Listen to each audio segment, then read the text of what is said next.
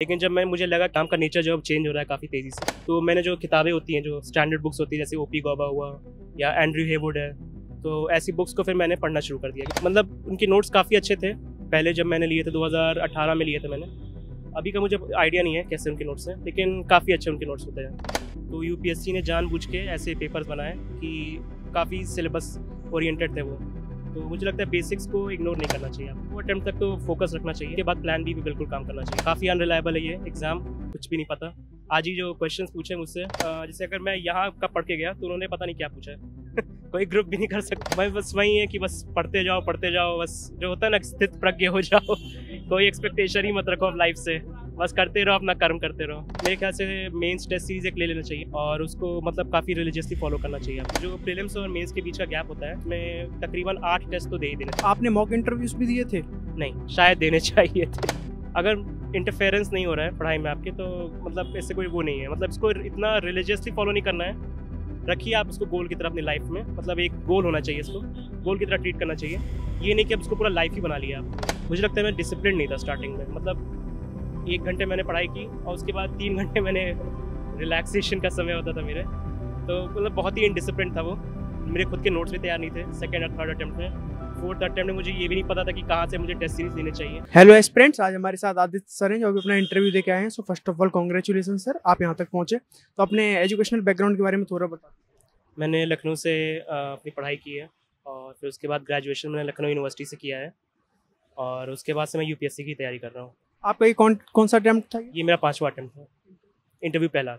और ऑप्शनल क्या रहा था आपका? ऑप्शनल मेरा पॉलिटिकल साइंस। ओके, तो पॉलिटिकल साइंस के लिए सर रिसोर्सेज क्या थे आपके? क्योंकि बहुत सारे एस्पिरेंट्स स्ट्रगल करते हैं, उनके पास रिसोर्सेज होते हैं बट उन्हें आइडिया नहीं होता क्या पढ़ना है क्या नहीं पढ़ना है। तो आपने कौन से रिसोर्सेज फॉलो किए थे? मैंने तो जो पहले स्टार्टिंग में, मतलब जो 2 अटेम्प्ट थे मेरे, तो मैंने जो यहाँ पर नोट्स मिलते हैं जो मार्केट में, तो मैंने उन पर मतलब पूरी तरह से मैं डिपेंडेंट था।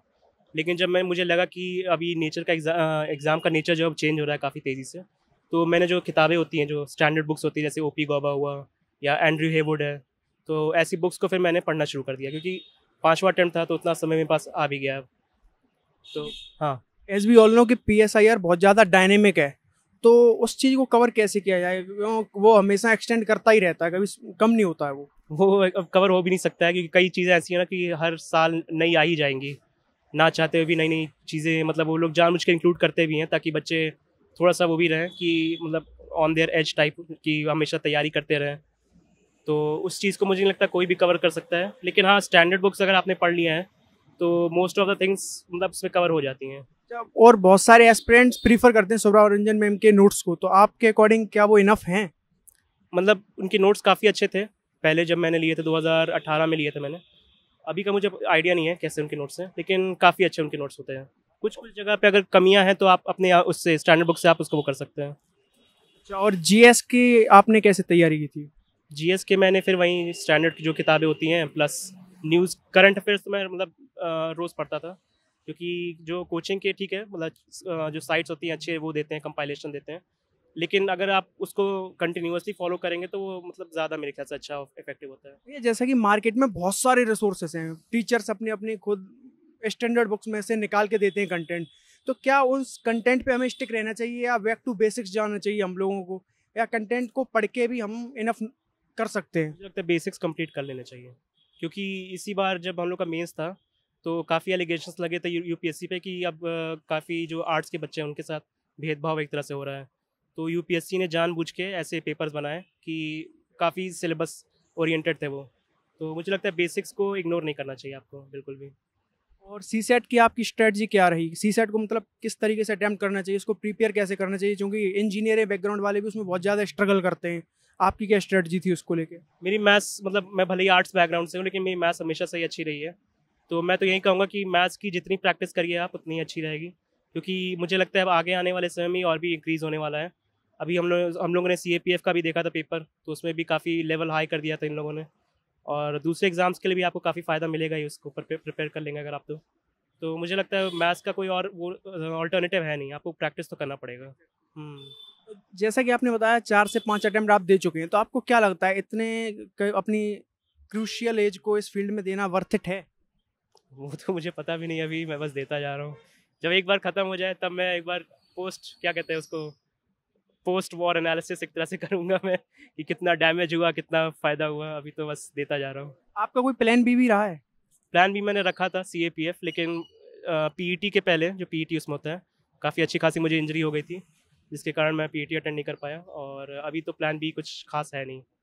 क्या लग RBI मैं सोचूंगा अभी आगे। क्या लगता है, प्लान भी रखना चाहिए या फिर फोकस एक चीज़ पे ही रखना चाहिए? 2 अटेम्प्ट तक तो फोकस रखना चाहिए, उसके बाद प्लान बी पे बिल्कुल काम करना चाहिए, क्योंकि काफ़ी अनरिलायबल है ये एग्ज़ाम, कुछ भी नहीं पता।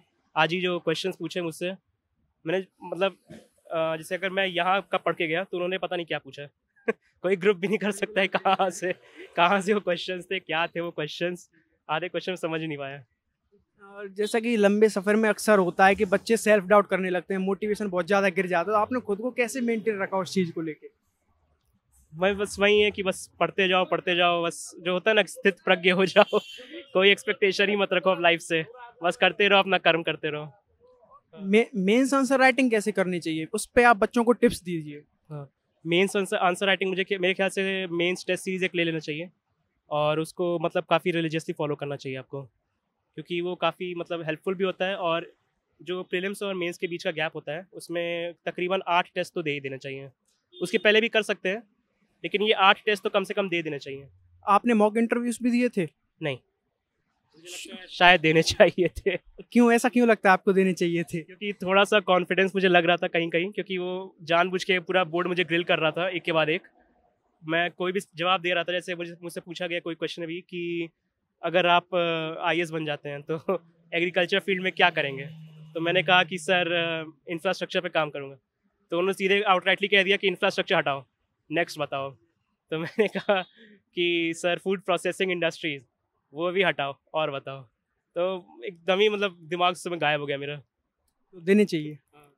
और एक फनी क्वेश्चन है भैया, जैसे कि दिल्ली आके बहुत सारे बच्चे डिस्ट्रैक्ट हो जाते हैं, कोई रिलेशनशिप में होता है किसी की, वो मूवीज से देख के इन्फ्लुएंस हो जाते हैं कि कोई रिलेशनशिप जरूरी है, कोई इमोशनल सपोर्ट रहता है, तो उसके आपके क्या व्यूज है उस चीज़? अगर इंटरफेरेंस नहीं हो रहा है पढ़ाई में आपके, तो मतलब इससे कोई वो नहीं है, मतलब इसको इतना रिलीजियसली फॉलो नहीं करना है। रखिए आप इसको गोल की तरह अपनी लाइफ में, मतलब एक गोल होना चाहिए, इसको गोल की तरह ट्रीट करना चाहिए। ये नहीं कि अब इसको पूरा लाइफ ही बना लिया आप अपनी। अभी जैसे कि प्रीलिम्स आने वाला है कुछ टाइम बाद, तो उस पर टिप्स दीजिए आप बच्चों को, अभी वो कैसे उस टाइम को पूरा यूटिलाइज करें? मैं तो यही कहूँगा कि जितने भी प्रीवियस ईयर क्वेश्चन हैं उसको ढंग से देखें, और जितने मॉक हो सकता है उतने दें। एक लास्ट क्वेश्चन, जैसे कि आपकी काफ़ी लंबी जर्नी रही है, तो आपको क्या लगता है क्या गलतियां आपसे हुई जो बच्चों को अवॉइड करनी चाहिए यूजुअली, और बेसिकली क्या क्या एक एस्पिरेंट्स के अंदर क्वालिटीज़ होनी चाहिए इस एग्ज़ाम में बैठने के लिए? मुझे लगता है मैं डिसिप्लिन नहीं था स्टार्टिंग में, मतलब 1 घंटे मैंने पढ़ाई की और उसके बाद 3 घंटे मैंने रिलैक्सेशन का समय होता था मेरे, तो मतलब बहुत ही इनडिसिप्लिन था वो। मेरे खुद के नोट्स भी तैयार नहीं थे सेकंड और थर्ड अटेम्प्ट में। फोर्थ अटेम्प्ट में मुझे ये भी नहीं पता था कि कहाँ से मुझे टेस्ट सीरीज़ लेने चाहिए। तो मतलब काफ़ी हैफजर्ड तरीके से मैंने तैयारी की। तो मुझे लगता है कि आपको डिसिप्लिन एक रोड मैप तैयार कर लेना चाहिए पहले से ही, कि मुझे ये चीज़ें करनी है और टाइम बाउंड मैनर में करना है। तो मुझे लगता है ये सबको एक तरह से मतलब फॉलो करना चाहिए। थैंक यू भैया, बहुत अच्छा लगा आपसे बात करके। We wish you the best for your future.